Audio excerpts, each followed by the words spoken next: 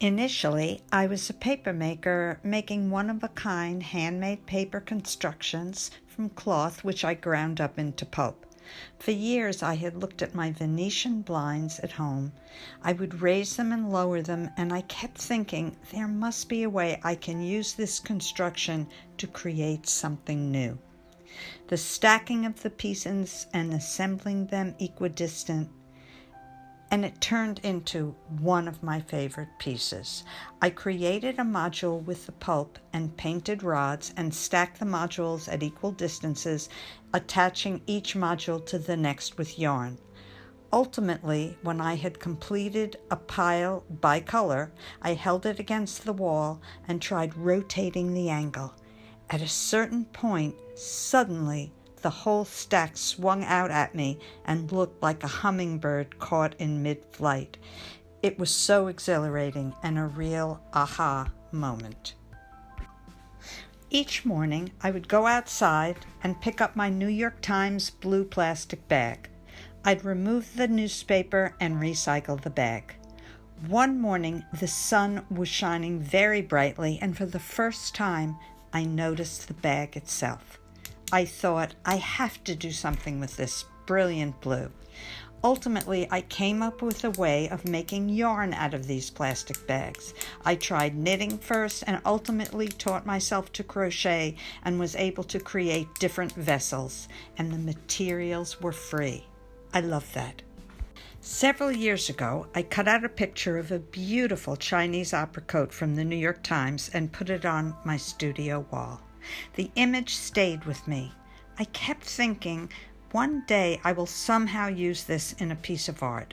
Subsequently, 4 or 5 years later, my husband was getting rid of many of his old silk ties with beautiful colors and patterns. It clicked in my head that I could make my own version of this Chinese opera coat with his ties. I learned to bead while making headdresses and decided beaded snowflake shapes would be perfect for embellishing this piece. When finished, many ties still remained, so I moved on to weaving the ties together, using them as both warp and weft, and made a large wall piece. And once again, I turned to the beaded snowflakes, not only to embellish, but to structurally hold the backing to the woven quilt. I love building on what I've learned with one piece to create the next.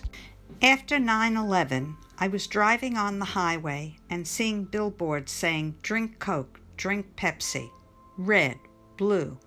There were flags all over at that time. And suddenly, still driving, the idea for flag pieces made from soda can tabs came to me. And from that idea, I also created an embroidered flag piece made from painted roof flashing. One day, after mopping my kitchen floor, I wrung out the mop and leaned it against the wall to dry out. And for the first time, I really noticed the cotton mop. I'd actually used mop strands in my first pieces as a paper maker, since mops were made of cotton, a cellulose fiber, and so is paper. But I'd never thought of mops as sculptural on their own.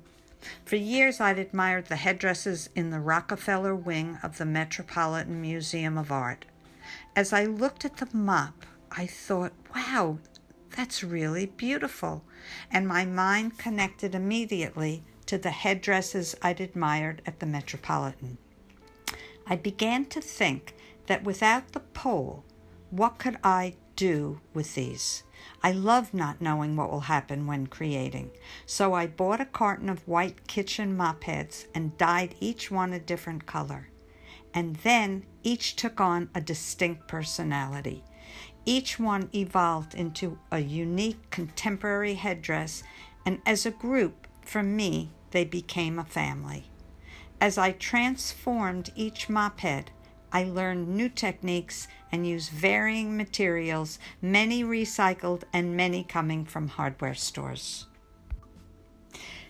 I've always looked to use various fiber techniques either directly or as inspiration. This house trio began with traditional quilt patterns which guided me in using my deconstructed olive oil and anchovy cans.